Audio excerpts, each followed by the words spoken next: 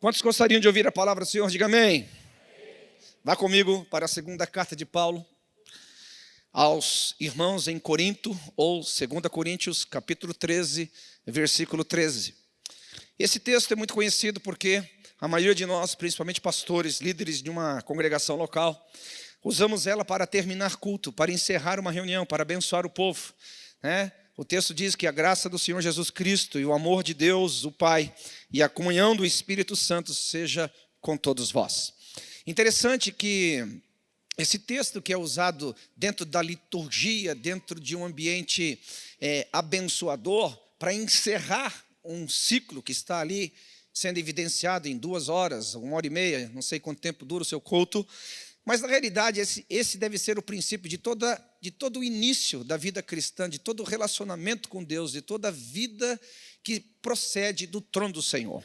Esse texto traz para nós, assim, inúmeras verdades. E sem demagogia alguma, pensa num texto com 3 linhas, que nós poderíamos literalmente passar 1 ano pregando sobre ele. Porque se você for ensinar sobre o amor de Deus, você vai ter centenas e centenas de ensinos. Talvez não vai esgotar. Se for falar sobre a graça, pergunta para o Luciano, ele está tentando ensinar a graça transformadora, né? Faz mais de 1 ano que ele prega sobre isso. Se for falar então sobre comunhão do Espírito Santo, for falar sobre trindade, meu Deus, é assunto aqui que não acaba mais. Então eu vou tentar em 45 minutos explicar algumas verdades para vocês. Espero que vocês saiam daqui, como diz o nosso querido irmão Marciano, aleluiado, chapado do Espírito Santo, em nome de Jesus. Queridos, uma coisa que a gente tem que entender: Deus criou todas as coisas com o foco de adoração. Mas o homem, o ser humano, sempre foi o alvo principal do seu amor. Você crê que Deus sempre existiu, que Ele sempre existiu e sempre existirá? Quantos concordam comigo? Diga amém. Então, em algum momento da criação, havia Deus, o Pai, Deus, o Filho e o Deus Espírito Santo. Eles estavam lá, neste mundo que eu chamo incriado, porque só eles, né, habitaram o mundo incriado. A partir deles, toda a criação veio a existir.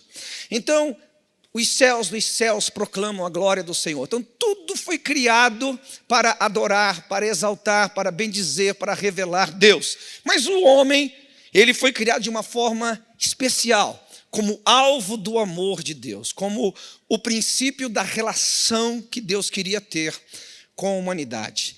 E nós sabemos que, infelizmente, o homem quebrou essa relação, né? Nós sabemos que ele pecou diante daquilo que Deus havia dito para eles não fazerem, ou seja, comerem do fruto que produzia o conhecimento do bem e do mal. Mesmo assim, Deus não desprezou, não descartou. Deus continuou amando a humanidade.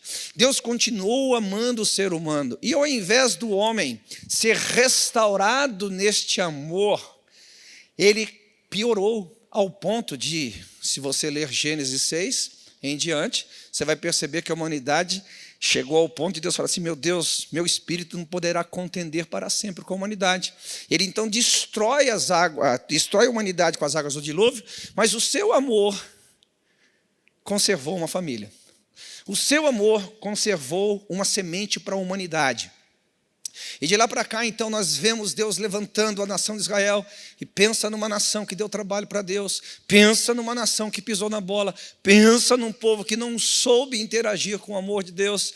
Então, veio a igreja. A igreja, não sei não se a gente já aprendeu a se relacionar com o amor de Deus como deveria, porque a gente continua pisando na bola, a gente continua fazendo coisas que não deve, a gente continua não aceitando tão bem este amor inegociável, imenso, extraordinário e às vezes, como diz a palavra, inexplicável amor de Deus. Faltaria-me palavras para falar deste amor, faltaria-me poemas para falar sobre esse amor, faltaria revelações para falar sobre esse amor, mas eu quero que o foco no seu coração seja: nós sempre fomos alvos do amor de Deus. E a maior expressão do amor de Deus se tornou carne de forma graciosa. Então, Deus, para mostrar a sublimidade do seu amor, se tornou carne, graciosamente nos alcançando. O texto fala que o amor de Deus e a graça do nosso Senhor Jesus Cristo. Essa graça pôde fazer por nós o que nós não podíamos fazer. Nossa justiça não alcançava, nossa inteligência não alcançava, a religião não alcançava, nada, absolutamente nada ao nosso alcance.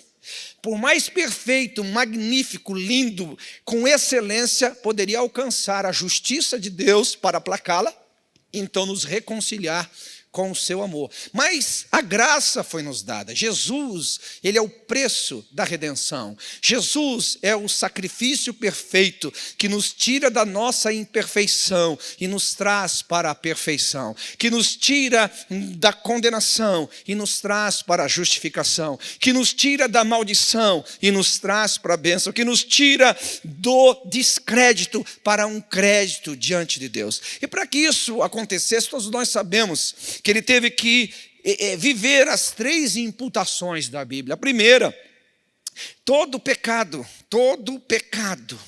né, de Adão foi imputado na humanidade. Por isso que nós nos tornamos tão miseráveis como nos tornamos. Depois, o pecado da humanidade foi imputado em Cristo. Por isso, ele, por suas pisaduras, ele nos lavou, nos limpou, nos redimiu, nos sarou.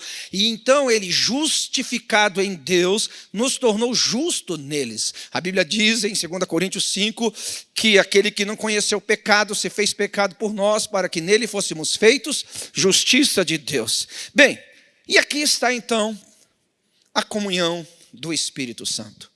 Uma das coisas que nós temos que entender nesse texto é que, como alvo do amor de Deus por toda uma eternidade, principalmente na criação, sempre alcançados pela graça, com um único objetivo, de gerar em nós a comunhão.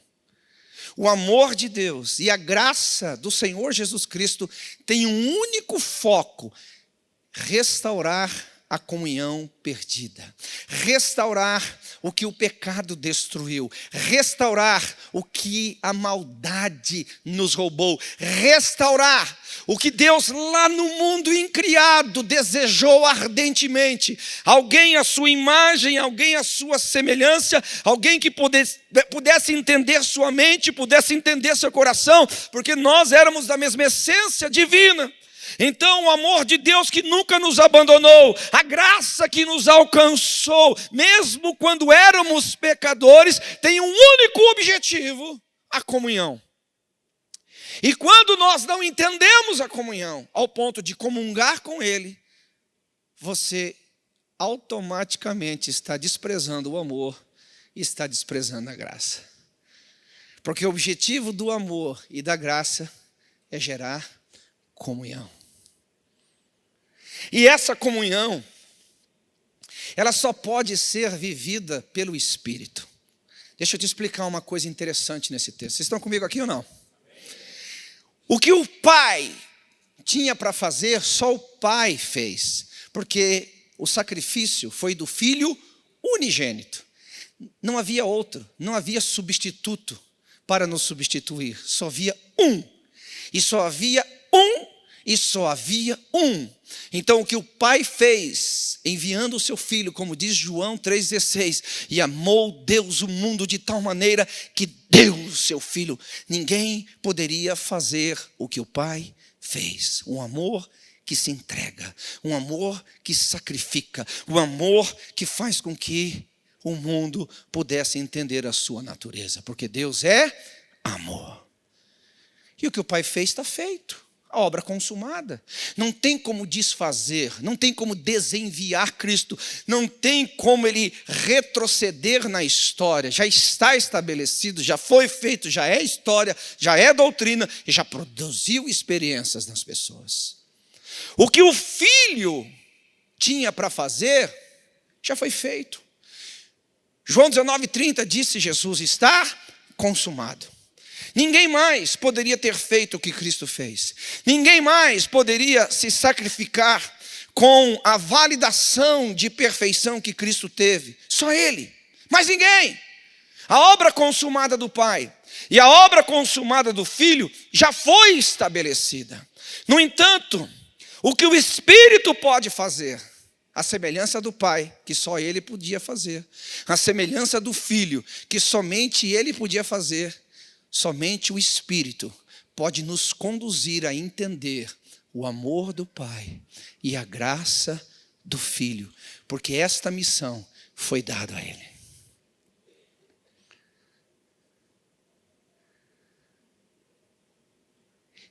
A obra consumada do Pai, a obra consumada do Filho, está estabelecida no universo, em toda a história da criação, por toda a eternidade.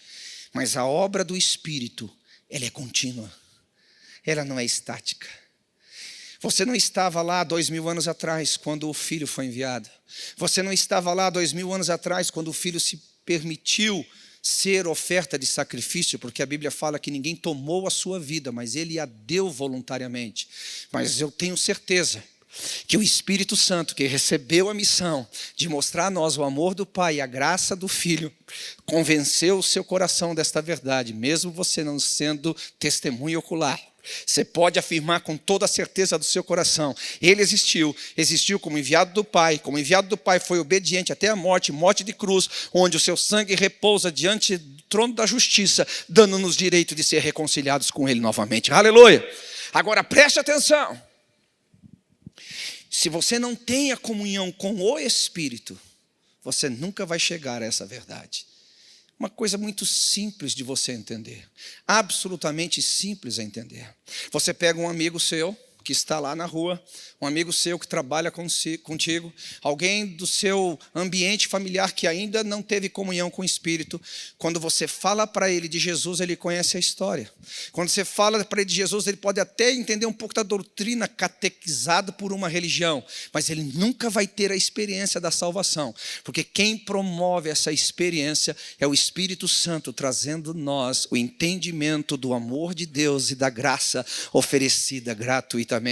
A mesma coisa acontece conosco também como cristãos. Se nós não dermos lugar a essa comunhão, tudo que está depositado para nós, mediante a verdade estabelecida, tudo que está ao nosso direito como herança que Deus nos deu, porque somos herdeiros em Deus e co-herdeiros em Cristo Jesus, também não poderá ser acessada. Então eu diria, e eu quero que você não se escandalize, que hoje, para a época da igreja, a pessoa mais importante é o Espírito Santo.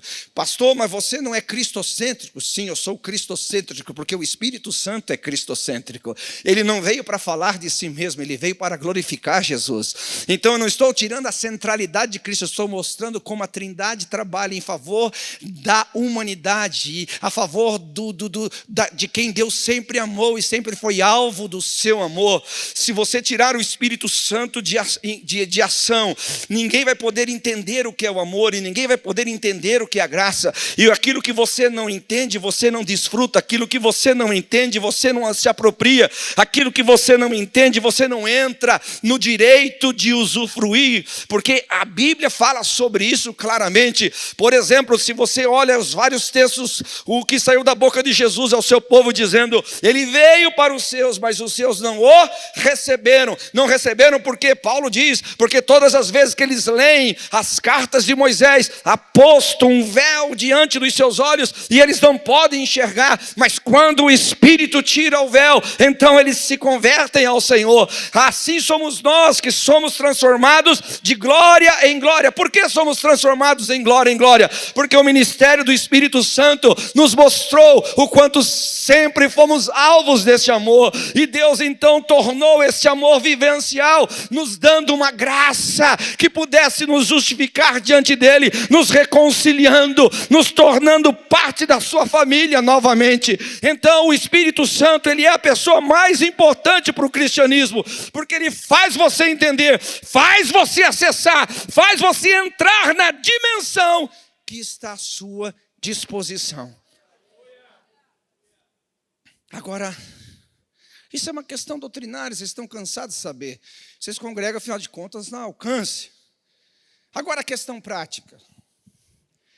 Todas as vezes que você para pensar sobre comunhão, toda vez que você para pensar sobre essa questão tão interessante. A primeira palavra da koinonia que vem para nós, o que é? Estar juntos. Estar juntos. A primeira coisa que o diabo sempre vai querer roubar de nós é a comunhão. Você pode até ter tido a certeza da salvação, você pode até ter a carteirinha de membro de uma igreja, mas se o diabo conseguir entrar na sua comunhão com o Espírito Santo, automaticamente a sua experiência com o amor e a sua experiência com a graça vai se tornar apenas uma conduta religiosa.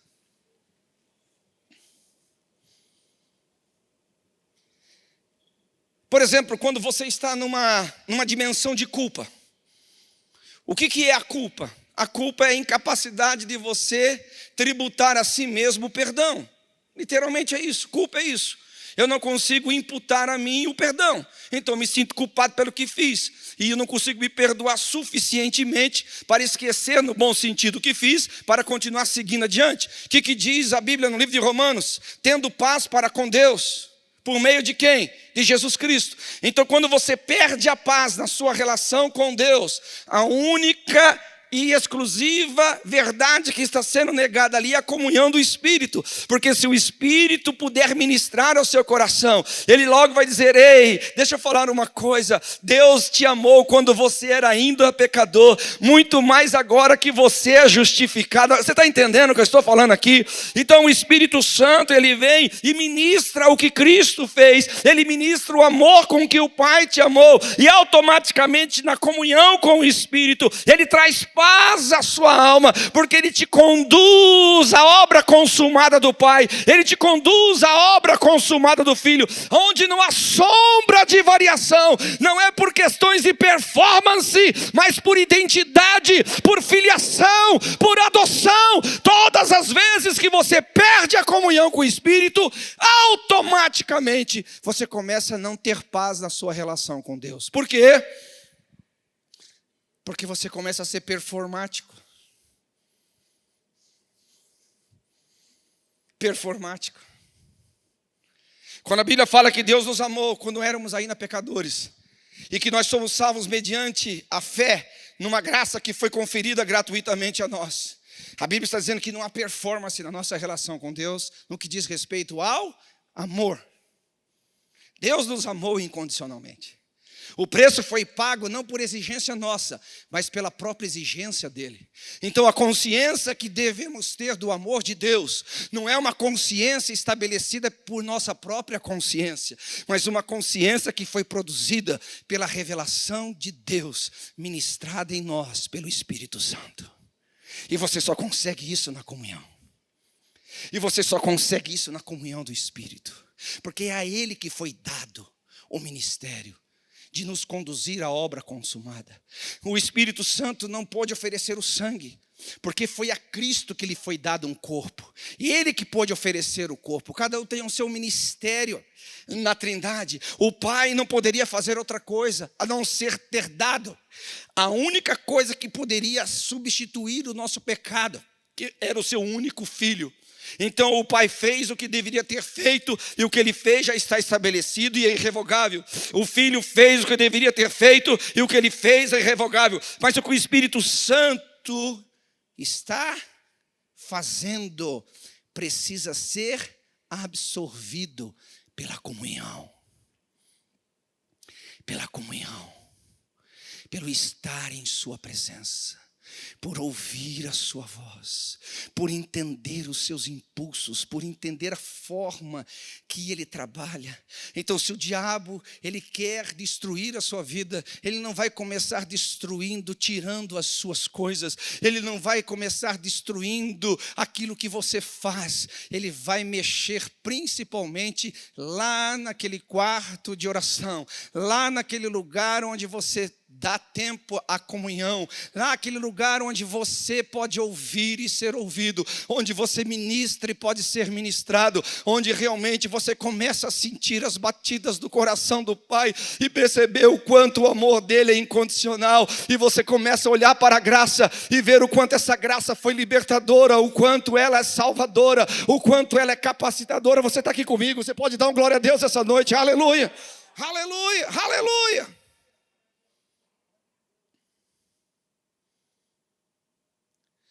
Nós precisamos entender isso, entender de forma absoluta, absoluta, absoluta, absoluta. Se você observar, a Bíblia nos fala de que a única coisa que nos separa de Deus são os nossos pecados. São os nossos pecados. E você vai observar que todas as vezes que você incorreu em pecado, mesmo tendo nascido de novo e podido andar em vitória sobre o pecado, se você fizer uma análise, a sua comunhão com o Espírito Santo tinha diminuído. A sua vida no Espírito havia diminuído. Por quê?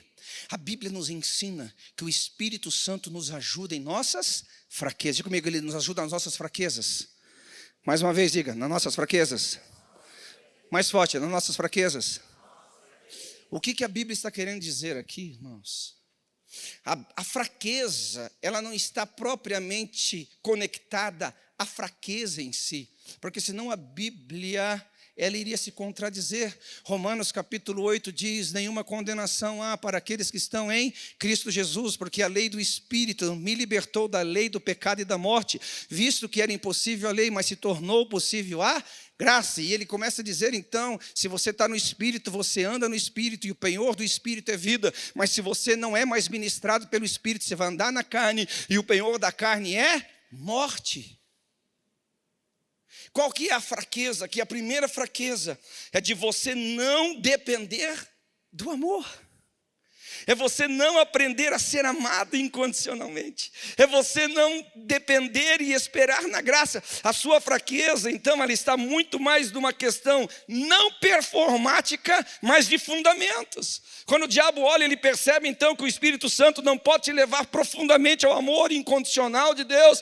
Quando o diabo vê, ele percebe que você está tão distante da graça do Senhor, tentando agradar a Deus de forma performática, tentando se sentir bem de forma em que você faz as coisas e não apenas recebe como herança, como adoção de filho. Aí a sua fraqueza. Então, o que o Espírito Santo vem fazer? Ele não apenas aponta o pecado, porque o primeiro ministério do Espírito Santo é nos convencer de pecado. A primeira doutrina que o crente precisa aprender é arrependimento de obras mortas. Por quê? Porque foi o pecado que nos tirou da comunhão.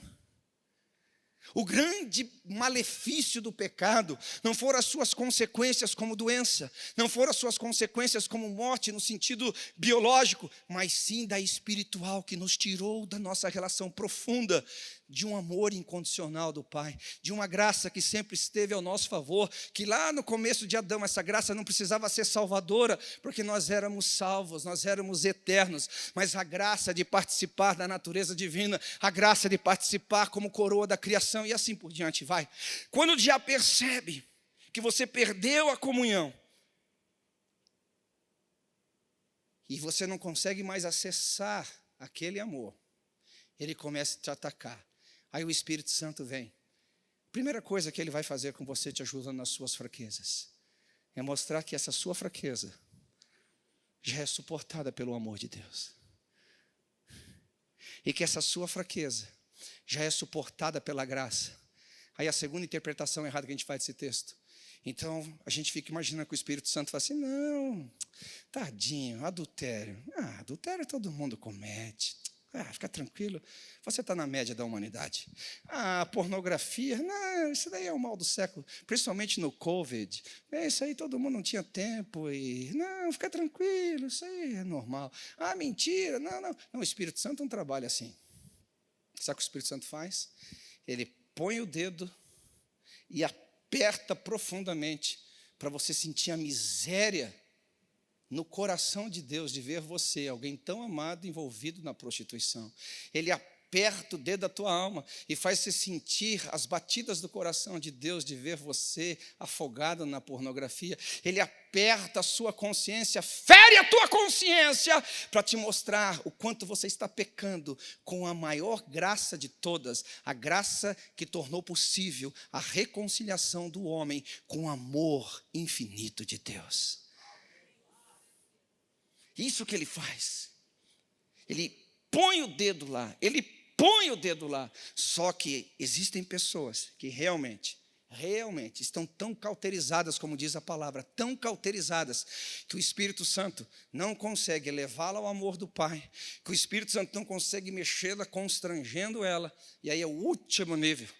Ele vai permitir que as consequências comecem a ser vividas de formas drásticas. Esse é o último grito de Deus, para acordar o homem e dizer: ei, ainda tem chance, porque você está vivo. Enquanto você estiver vivo, tem chance. Mas o Espírito Santo, então, está sempre trabalhando. E aí, outro ponto aqui, o terceiro que ele faz. Quando ele fere sua consciência. Aqui está a diferença de um cristão e um não cristão. Por que eu digo que o cristão pode andar em vitória sobre o pecado? Eu não estou dizendo sobre impecabilidade. Deixa eu tentar te explicar isso. Porque uma camarada que não conhece o amor de Deus e também não conhece a graça de Deus, como que ele fala de si mesmo? Eu sou um pecador, eu sou um miserável, eu não posso andar livre destas coisas. Eu sou um pecador, eu sou miserável, eu sou fraco, eu não posso me ver livre da pornografia, eu não posso me ver livre das drogas, eu não posso me ver livre da mentira. Eu sou um pobre, miserável, cego e nu. O bem que quero fazer não faço, e o mal que não quero fazer acabo fazendo. Miserável homem quem sou. Isso é uma mentalidade de quem não tem comunhão com o Espírito. Essa é a mentalidade de quem não permite o Espírito Santo revelar o Pai e revelar o Filho. Mas um cristão, ainda que ele erre, ainda que o acidente aconteça, quando ele cai, o Espírito Santo fala aqui: ei cara, você conhece a sua natureza, você é filho de Deus, você é filho do Altíssimo, você foi comprado com um bom preço, você não foi comprado nem por ouro e nem por prata, mas você foi comprado com o precioso sangue de Cristo. Esse sangue que diz: se você confessar os seus pecados, Ele é fiel e justo para perdoar os seus pecados e te purificar de toda injustiça. Levanta-te desse ambiente de derrota e volte para os braços daquele que te ama. Aleluia! E volte para os braços daquele que te ama. Por isso que um cristão pode andar em vitória contra o pecado, mesmo que acidentalmente ele caia. Porque ele não se vê como escravo. Ele não se vê como vítima. Mas ele consegue voltar os seus olhos para Deus. Agora tente imaginar, se você não está nessa comunhão com o Espírito. Você sabe, você já pecou. Você sabe, você já fez besteira. O peso da culpa. O peso de que nós ferimos o coração de Deus. O peso de que nós negamos ao Senhor. O peso daquela condenação. Ele é mortal. Quem já sentiu isso aqui, levante as mãos. Se você não levantou a mão, você acabou de pecar.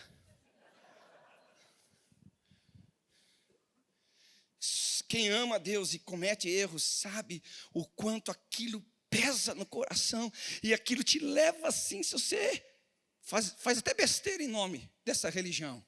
Mas aí o Espírito Santo, nessa comunhão do Espírito, ele fala: ei meu filho, você nunca foi descartável. Você sempre foi alvo do meu amor. Ei meu filho, minha relação com você não é performática, é uma relação de amor eterno.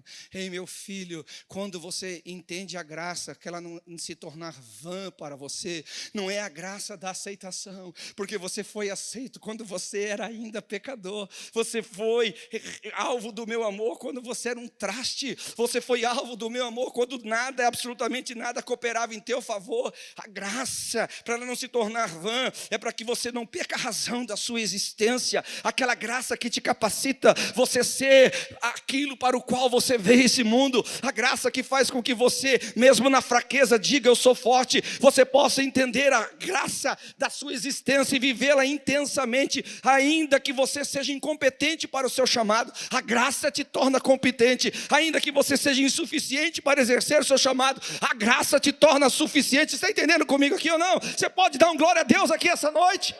Aleluia! Então a vida que Deus propôs para nós, para alcançarmos o seu amor, para vivermos essa graça que está disponível gratuitamente, está na comunhão.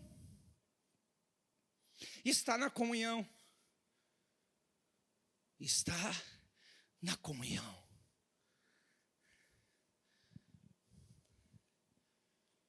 Está na comunhão.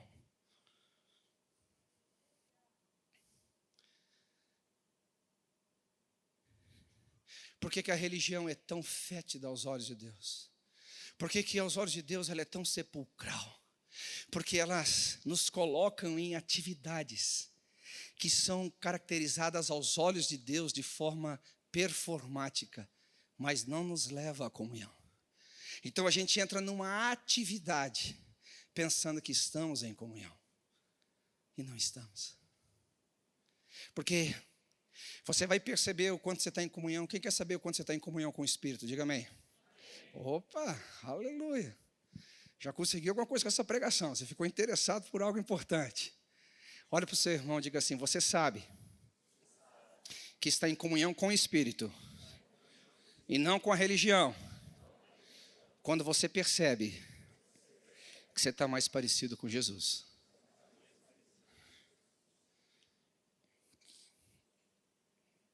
Porque qual que é o ministério do Espírito?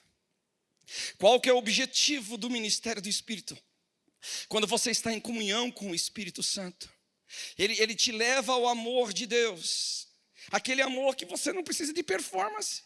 Aquele amor que você não precisa fazer nada de bom, nada de errado. Nada vai aumentar, nada vai diminuir. Nada, não tem oscilação no amor de Deus. Não existe isso.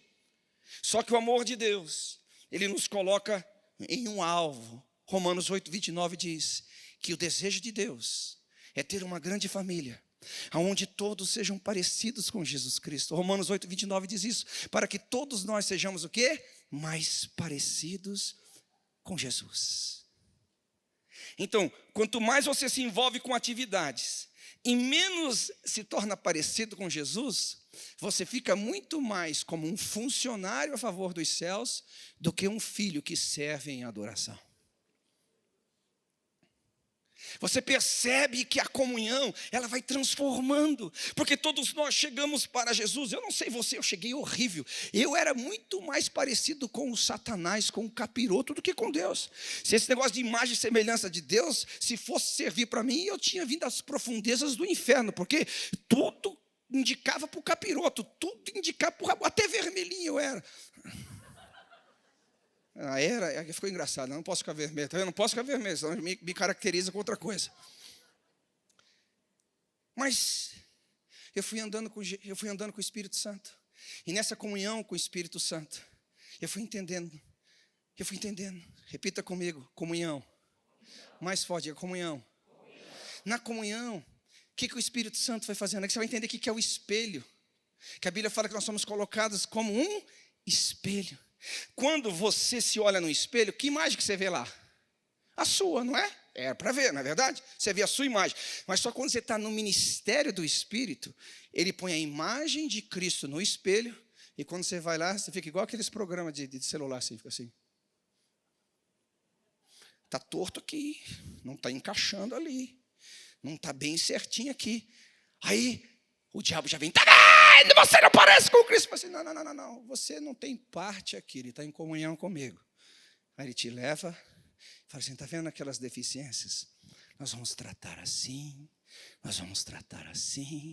e você vai chorar, e você vai dizer, é verdade, eu sei, eu me vi, eu não estou parecido com ele é tão lindo, e eu não estou assim, tão bonito na foto ainda, ele é tão maravilhoso. Então, agora o Espírito Santo vem de outro lado e fala assim, mas não tenha culpa, fique sem culpa. Não, eu não sou igual a Jesus, ele pagou o preço da... O Espírito, calma, alto lá, a religião vai te tornar culpado, mas não é o ministério da condenação.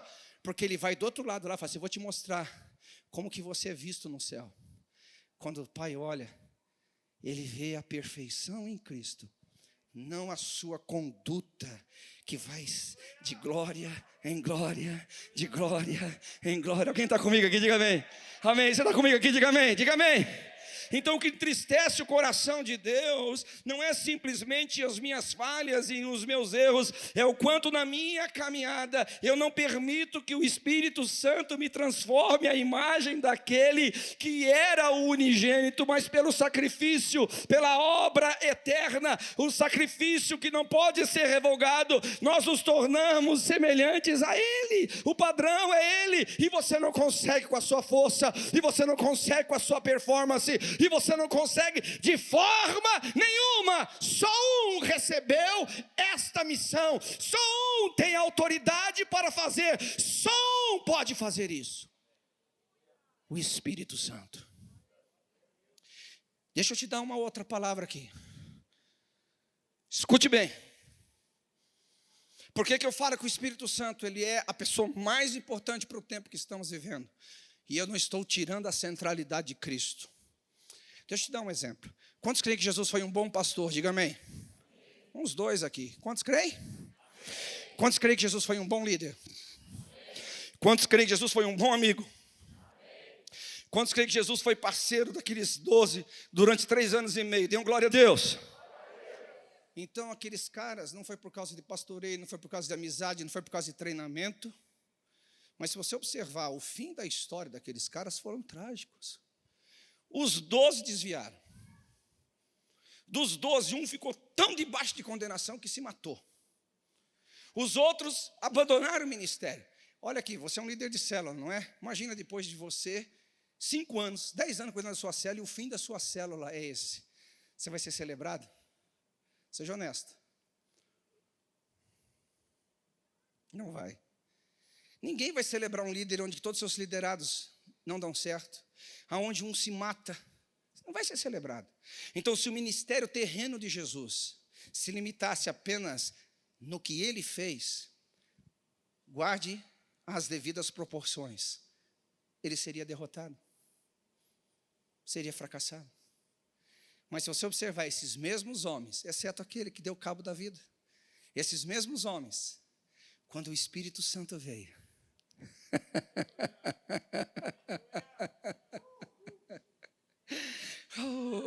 quando o Espírito Santo veio, aleluia.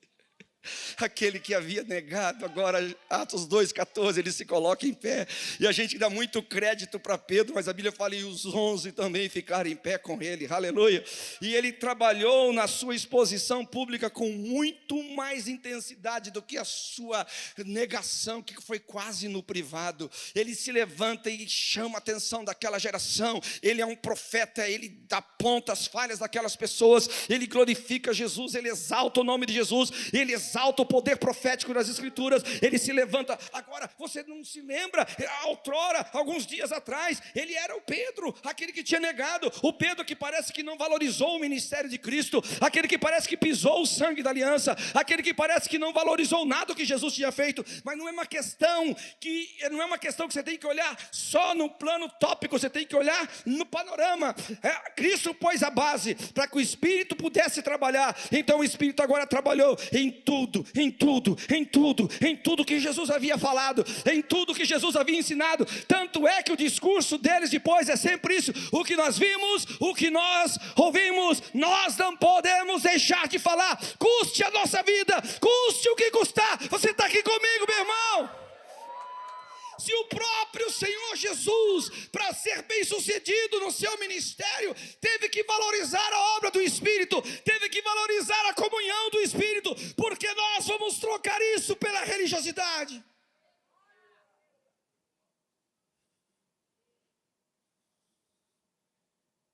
Não dá, é impossível. Impossível. Escute, impossível. Impossível. Vou repetir de novo, impossível. Alguns podem dizer, pastor, mas a igreja precisa andar em amor para demonstrar o amor de Deus o Pai. É verdade. Quem vai negar isso? Mas a Bíblia também diz em Romanos 5,5 que o amor de Deus é derramado em nossos corações por meio de quem? Do Espírito Santo. Para você amar a Deus, aquele que te amou, você sendo ainda um pecador, você precisa que Deus derrame o amor dele para você o amar. Será que você precisa de mais alguma coisa?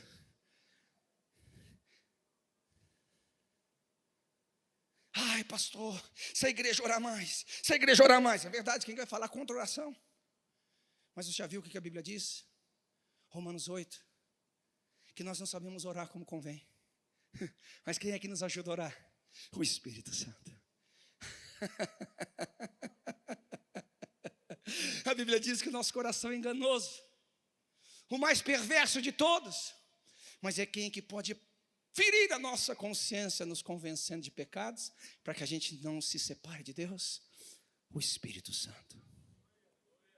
Por onde você olhar, o Espírito Santo é necessário. A pessoa dele é necessária. O ministério dele é necessário. Deixa eu começar a terminar. Qual que é o ministério do Espírito Santo? O principal, o primordial, o essencial. O essencial. Você vai pegar 2 grandes aspectos do ministério do Espírito. O primeiro, eu estava falando sobre ele agora. Ele vai trabalhar incessantemente. Incessantemente. Para que você, todos os dias, quando acordar, acorde mais parecido com Jesus. Escute. Escute. E ser mais parecido com Jesus significa não apenas uma relação interpessoal com o Pai dos céus, não apenas uma relação com o amor do Pai, mas com a graça de Jesus. Porque a graça foi oferecida, como já diz o nome, gratuitamente. E a nós foi dado o quê? O ministério da reconciliação, 2 Coríntios 5. Como se Deus, por nosso intermédio, rogasse ao mundo para que se reconciliasse com Deus. Aqui já não é uma questão interna, onde você se torna mais parecido com Jesus, na questão de identidade. Agora você se torna mais parecido com Jesus na forma de ministrar, na forma de apresentar o amor de Deus, como Jesus apresentou à sociedade.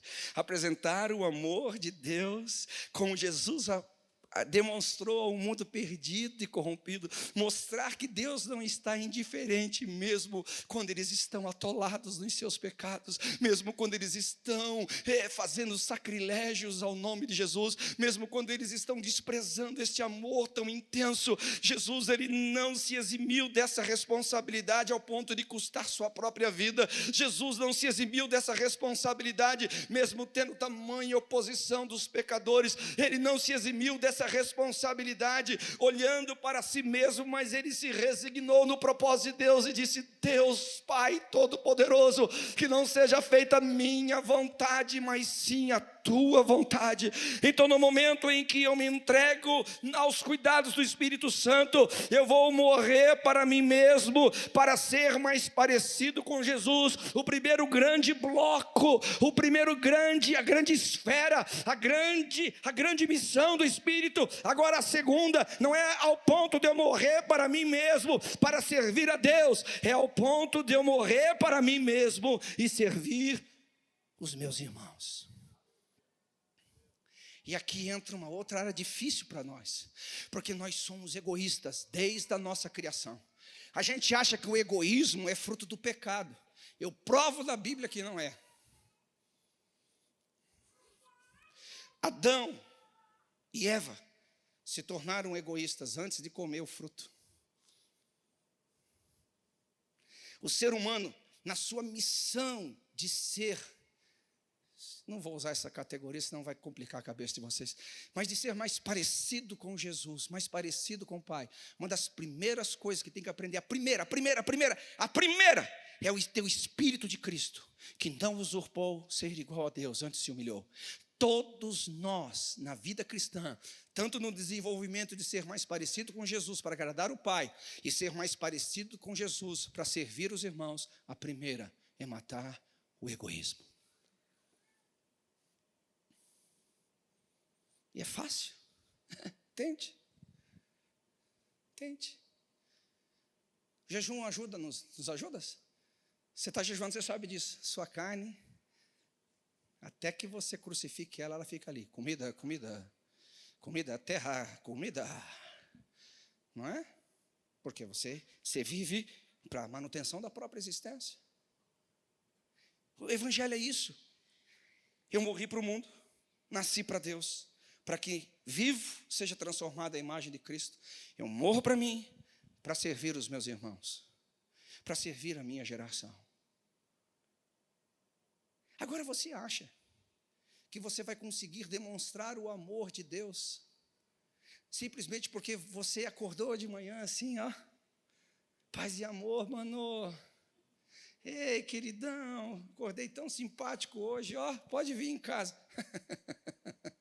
Desculpa ser sarcástico, mas não, você não é tão bonzinho assim. Não, você não é tão bonzinho assim. E se você se acha tão bonzinho assim, ainda você não se transformou em imagem de Cristo. Porque Ele mesmo aprendeu a obediência por aquele que sofreu. É só o Espírito Santo que pode fazer isso por você, querido. É só o Espírito Santo que pode colocar um amor desinteressado pelo irmão. Um amor desinteressado pela sociedade. Um amor desinteressado. Eu vou te fazer uma coisa interessante. Lógico que sobre nós repousa o ministério da reconciliação. O produto final é ver as pessoas convertidas, amém? Mas muito mais do que simplesmente ver as pessoas convertidas, tudo começa na sua capacidade de amar. Quantos querem um avivamento aqui? Diga amém. Você conseguiria orar a vida inteira por um avivamento, e esse avivamento acontecesse por sua oração, mas nunca ninguém na vida descobriria que foi você o causador do avivamento? Será que a gente não ora por um avivamento para alimentar um certo egoísmo? O avivamento começou aqui. Pensa que uma coisa que eu entendo é essa linguagem de avivamento. Quando eu vejo uma igreja assim, já com um bichinho da vaidade, o bichinho picou eles com orgulho, eles vão assim, nosso ministério, Deus falou que ele vai ser o instrumento do avivamento. Essa cidade vai ser a cidade do avivamento. Quando as pessoas começam assim, o orgulho já feriu. A minha pergunta é, você está realmente disposto a morrer ao ponto de ninguém descobrir que Deus fez algo tão extraordinário por seu intermédio, ao ponto de ninguém saber que foi por teu intermédio que Deus fez algo tão extraordinário? Você vai começar a descobrir o nível de egoísmo e o quanto você ainda não morreu para o irmão. Para Deus você pode ter morrido, né? E nascido em Cristo, mas para o irmão não. Quando o outro brilha, porque você acendeu sobre ele, você estendeu suas mãos sobre ele, você o cobriu nas suas falhas, você o cobriu nos seus pecados, você o ajudou nas suas deficiências, você o suportou no seu momento onde o Espírito Santo estava trabalhando com ele. Queridos, escute bem, Jesus veio ao mundo para agradar ao Pai. E o sacrifício perfeito, quando ele se manteve em santidade, ele não derramou o sangue para nós, o sangue ele foi derramado para o Pai. O sangue não tem nada a ver conosco, o sangue não tem nada a ver com você e comigo, o sangue tem que ver com o Pai. Jesus, quando ele se sacrificou na cruz, aquele sangue foi depositado no altar do governo da justiça, e Deus então viu a sua justiça satisfeita. Agora o Pai usa o sangue em nosso favor. O sangue foi dado para Ele, então Ele usa em nosso favor, nos reconciliando com Ele. Então o seu primeiro ministério é com Deus, mas você vai observar que o que Jesus fez para o Pai, em favor de nós, também não está descartado. Sabe quando você vai descobrir que o Espírito Santo está trabalhando na sua vida, que você de fato está tendo uma comunhão profunda com Cristo? O primeiro é ser parecido com Jesus. O segundo é quando o próximo começa a se tornar uma peça mais importante do que os seus próprios interesses.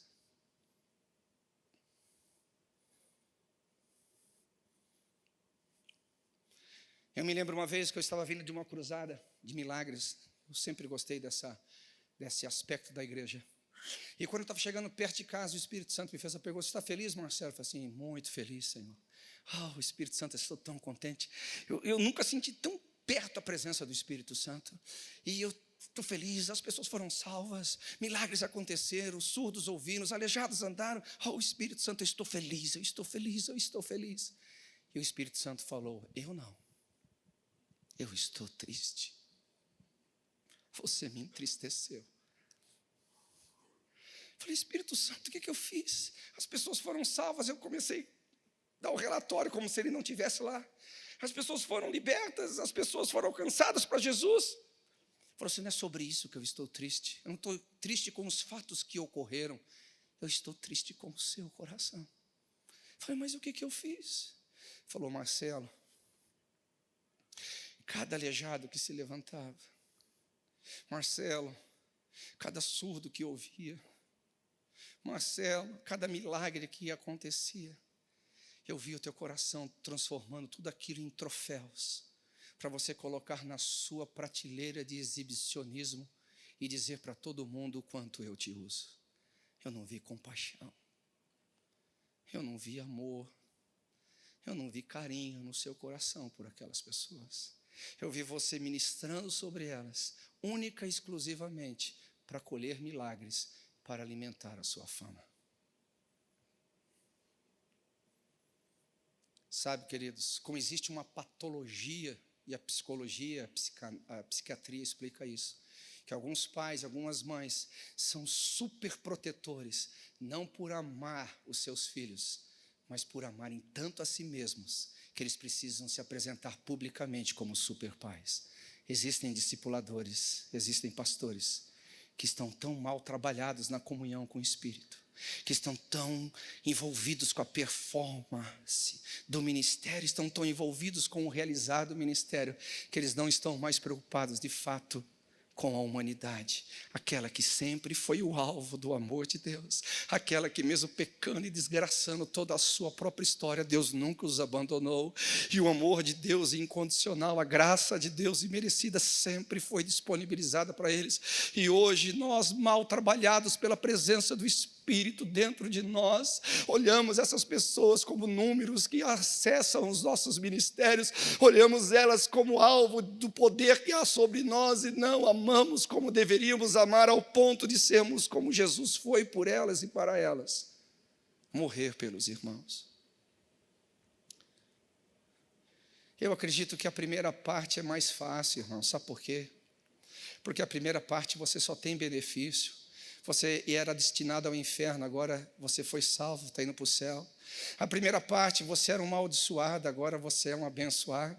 Na primeira parte, você não tinha nada com Deus, agora você é herdeiro em Deus e co-herdeiro em Cristo Jesus. Na primeira parte, você era um miserável e a sua miséria te mantinha na miséria e você nunca poderia ser liberto da miséria. A primeira parte é boa porque você recebeu a instrução da sua identidade e o seu chamado.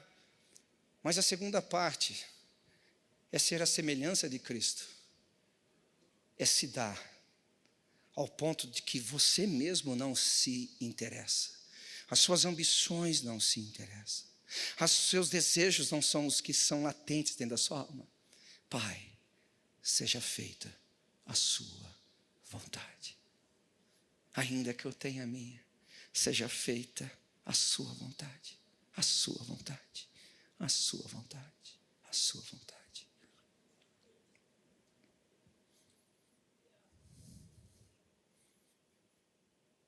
Eu estou nessa caminhada faz 30 anos, um pouquinho mais. Isso é uma das coisas que me alimenta e ao mesmo tempo me traz assim constrangimento. Me alimenta porque eu sei que Ele não desiste de mim. Mas me constrange que eu vejo que depois de 30 anos tem tanta coisa para melhorar. A comunhão com o Espírito. Tudo que o amor gratuitamente deu, tudo que a graça gratuitamente te oferece, só é possível na sua comunhão com o Espírito Santo. Você tem que reverter essa negligência com Ele. Você tem que reverter esse quadro de negligência, tem que colocar o ministério do Espírito no devido lugar. Você tem que colocar o ministério do Espírito na sua devida dimensão. Você precisa essa noite se arrepender diante do Senhor Jesus e Senhor Jesus, eu não estou entendendo a sua forma de trabalhar, eu estou como os Gálatas, talvez comecei bem, mas estou terminando mal. Espírito Santo, toca-me, toca-me, toca-me, toca-me, toca-me, toca-me. toca-me, Senhor, tira de mim o juízo, tira de mim o dedo apontado, tira de mim, Senhor, essa performance. Eu não estou aqui, queridos, não estou aqui pregando o ostracismo, não é nada disso. Mas uma paixão pelo Espírito Santo, uma paixão por querer conhecê-lo mais, uma paixão por querer ouvi-lo mais, uma paixão por mergulhar mais profundo em sua presença. A pessoa mais importante para o tempo que estamos vivendo, aquele que vai revelar o amor do Pai, aquele que vai revelar a graça, aquele que vai quebrar o evangelho antropocêntrico que nós erguemos nesta nação e estabelecer o ministério cristocêntrico, porque tudo é dele, por ele e para ele. Nada do que foi feito se fez sem o Senhor Jesus. Só o Espírito Santo pode fazer. E ele está desesperadamente, as horas se foram, pelo outro ministério do Espírito. É você fazer parceria com Ele. Você sabia que você é parceiro do Espírito Santo? Você sabia que você é parceiro dEle? A mesma forma que Ele é teu parceiro, seu amigo, que está com você, agora você tem que ser parceiro.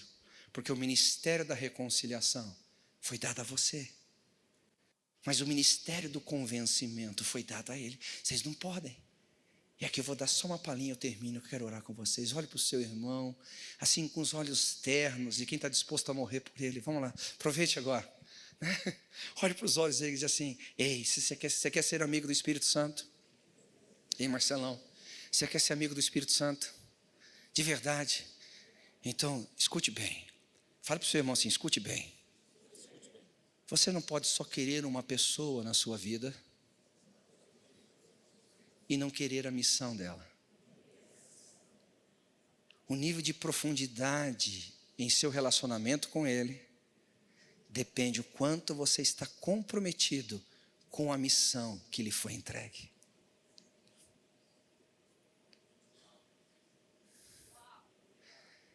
É aqui que muitos de nós não conseguimos avançar, porque a gente vai para as nossas orações egoístas, a gente vai para resolver os nossos problemas, a gente vai para resolver o nosso ministério, a gente vai para dar solução à nossa própria vida. O Espírito Santo: ei, cara, isso daí já foi resolvido, o amor já resolveu isso já foi resolvido, a graça já te deu isso, a sua vida já está resolvida, você tem o nome escrito na pedrinha branca que te dará acesso à Nova Jerusalém, e você viverá eternamente no lugar onde não haverá lágrimas, não haverá choro, não haverá ranger de dentes. Lá você vai conhecê-lo como por hoje você é conhecido por Ele. Ei, você já está resolvido na ótica de Deus. Você está aqui para nós sermos parceiros, da mesma forma que o amor te alcançou, da mesma forma que a graça te capacitou. Nós dois juntos, você tem o ministério da reconciliação, e eu posso entrar no homem, no mais íntimo do seu coração, e convencê-lo.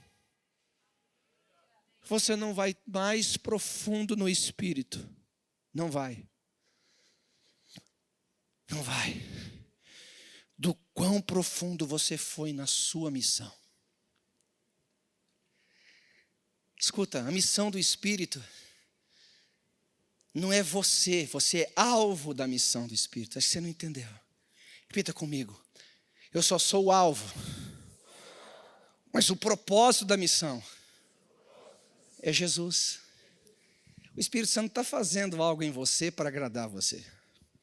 O Espírito Santo está fazendo algo em você para honrar o que Jesus fez. Todo o ministério do Espírito é cristocêntrico.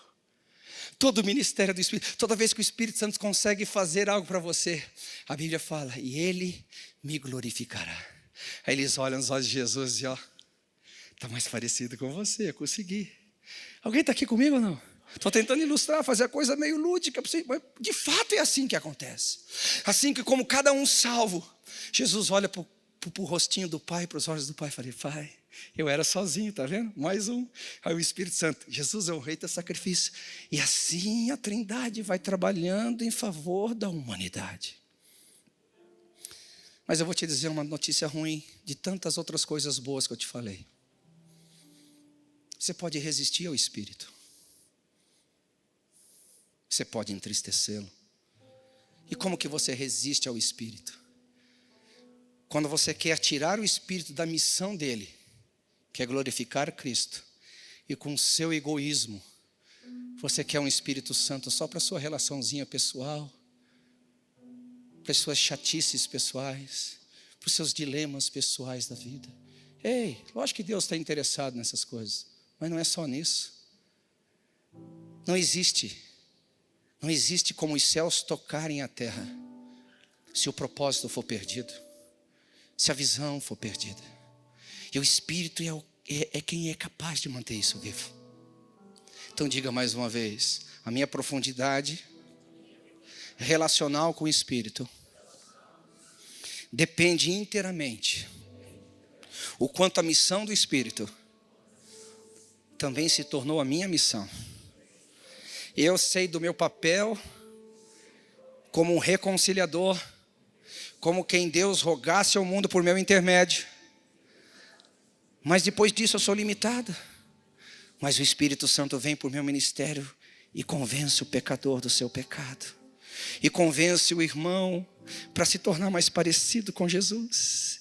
E eu vou então reconciliando a minha geração com o Pai, com o seu amor. Eu vou mostrando para a humanidade de que não é uma questão de performance, mas simplesmente uma graça que nos foi oferecida gratuitamente.